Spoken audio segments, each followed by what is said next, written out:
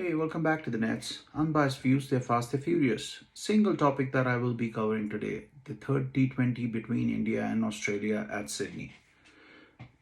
First things first, very well done that we had 30,000 people in the stadium today. Amazing feat by the Aussie government.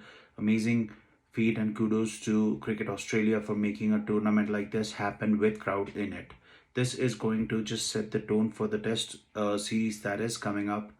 And I feel that based on the results that we have had in the past two limited over tournaments, I think it's going to be a lot closer than what we first thought after the first two ODIs. So, to begin with, no changes in Team India, which was a little surprising. I would have thought Yajwendra Chahal might have made way for Kuldeep, and I thought that either one of Bumrah or Shami might have got a chance along with Manish Pandey, but nonetheless, the same team happened to get back on the track, and we won the toss, put them into bat, and then there was an absolutely blistering start given to them by Matthew Wade. Matthew Wade just took pretty much everybody to the cleaners, barring Natarajan. Natarajan yet again showing that he is a T20 specialist. They lost their first wicket. Aaron Finch was coming back from a break and an injury coming back. He did go out on a duck, but then Steve Smith picked up and he was giving that supporting hand to Matthew Wade, and Matthew Wade was just going insane, going after all the bowlers possible. And at one point of time, they did think like they would probably cross 200, but then we did pretty decently to hold them back to 180, 190. And again, kudos to Maxwell. Maxwell is again batting on a different level altogether as opposed to all the other Australian batsmen. And you look at him and you know that this is a completely different player when he's playing for Australia, and he's a completely different player when he's playing for a club side. But then again, Maxwell did what he does, 54 in 35, 36 odd balls. And Australia did put an imposing 186. The difference in today's track and the last track was the ball was having a tennis ball kind of a bounce. The pitch was holding it up a little bit for the spinners actually, and bowlers who were rolling the ball over had a better chance of getting wickets. We did the exact same mistake which we have been doing in the one dayers as well, trying to hit the deck, see if we can get that, and that wasn't working for us in the first two ODIs. It definitely didn't work for us today as well. But one thing that I would like to point out today was maybe the difference in the score was the fielding. Australians, we saw them diving around, we saw them blocking boundaries, stopping runs, and apart from Sanju Samson, I do not really see any of us really giving that effort. So there were catches being dropped. I think three catches. Rahul had a horrendous day behind the stumps.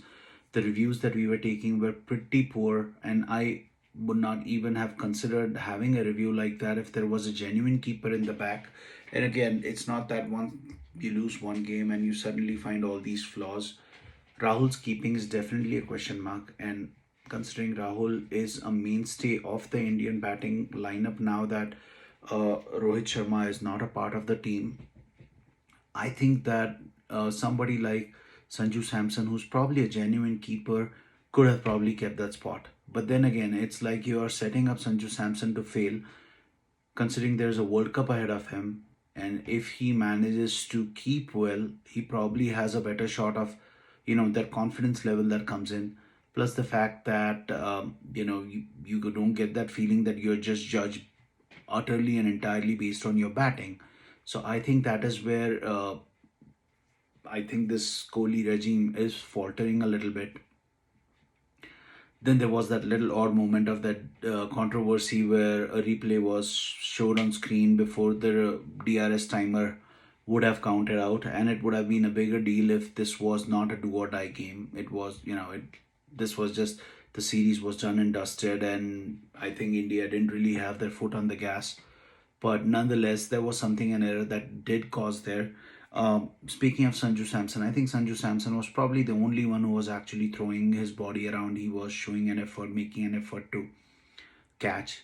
What I don't understand is we do not really have a fielding coach right now, and we are trying to do the reverse cup of trying to catch, and that's not really our style playing in India. So I don't know if this is the fielding standard. If we maintain in the test matches, it's not going to go well for us.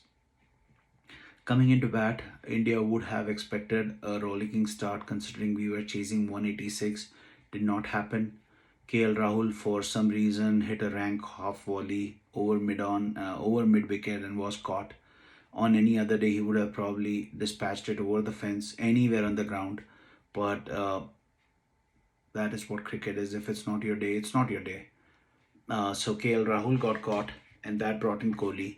Now Kohli did manage to score 85, and he probably might have people saying that yes, he played brilliantly. But the one difference that I do feel is Kohli made 85 and 61, which leaves the rest of the team to make 102 of 59 odd balls, which is still asking a lot from the team.